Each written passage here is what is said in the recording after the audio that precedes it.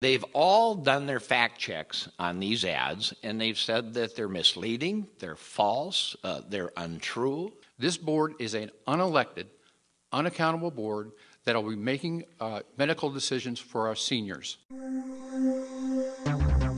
It seems, if you believe the attack ads, that both of you want to do away with Medicare, or have tried to do away with Medicare, and the heck with Granny and Grandpa. And so I'd like for both of you to just please describe what you see as the future of Medicare, and what the future needs to be, and why, and how your approach differs from what you perceive your opponent's approach might be.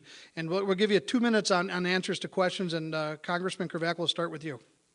First off, I believe that Medicare is a commitment. It's a commitment we made to our seniors. It's a commitment that I made to my 81-year-old dad, that I'd make sure that Medicare was going to be there for them. We have a plan. I'd be more than happy to take a look at another plan, but unfortunately there isn't one. The bottom line is Medicare is insolvent in 2022.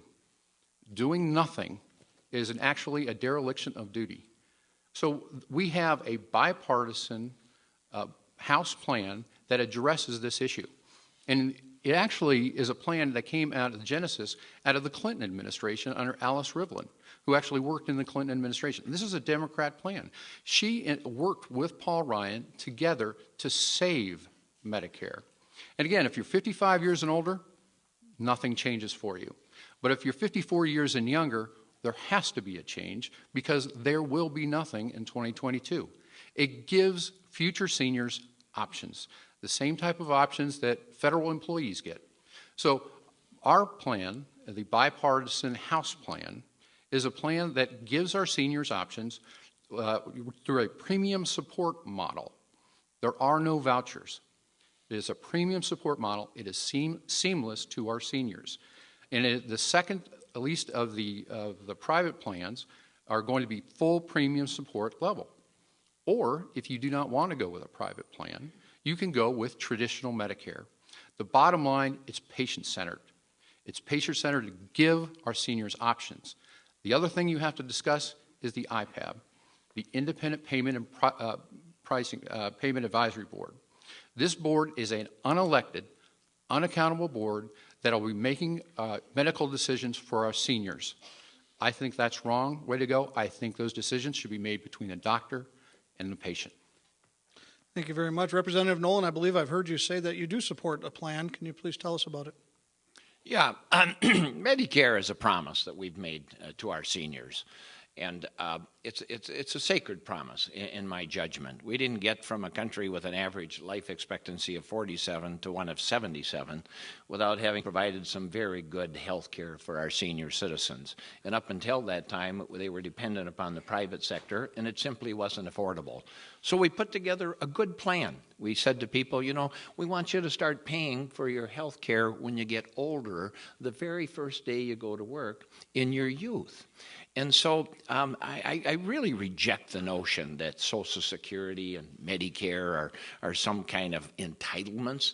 Those are earned benefits that people earned and paid for the very first day that they ever went to work, and they have every right to expect it.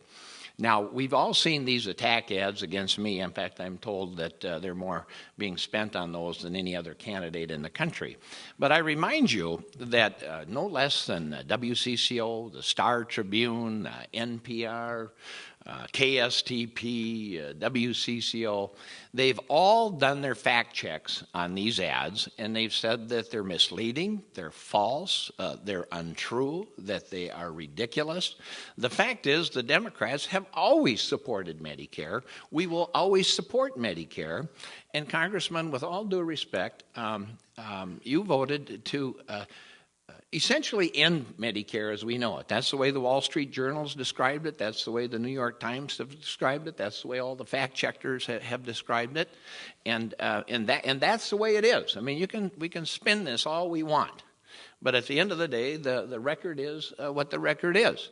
And I am as strong a supporter of Medicare and Social Security as the Democratic Party as you will ever find. And your voting record shows that you voted to do away with Medicare as we know it. turn seniors back over to the private insurance sector. And additionally, of course, you've supported privatization of Social Security. Representative Nolan, what about the future, though? What about going forward? And Representative Cravaack, I'll give you some time to rebut, but I just want to follow up. What about this notion that Medicare will be insolvent in 2022? What should we start preparing now? What is your plan for the future? Well, absolutely. You know, we're looking at two things. Right now, we're looking at massive deficits in our budget that are not sustainable, and they threaten our future. And it isn't Social Security and Medicare that caused that. That's spending on a number of issues that hopefully we'll get into here. But yes, of course, we have to make sure that Medicare and Social Security are viable. So how? What is your plan? You know, a recent study by the National Science Foundation showed there's as much as $750 billion a year in waste in our healthcare system. And so we have to attack that. We have to eliminate the fraud. We have to make sure that there aren't overpayments.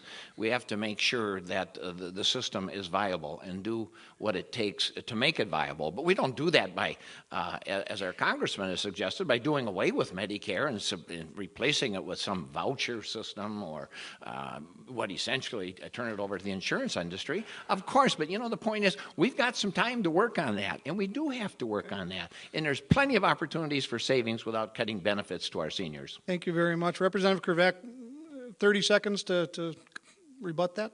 Again, in the PolitiFact lie of the year of 2011 was that Republicans want to end Medicare.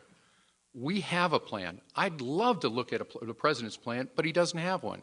And the president's budget, which not one senator voted for or not one person in the House represented voted for, doesn't even address the issue that Medicare trustees tell us that Medicare is bankrupt in 2022.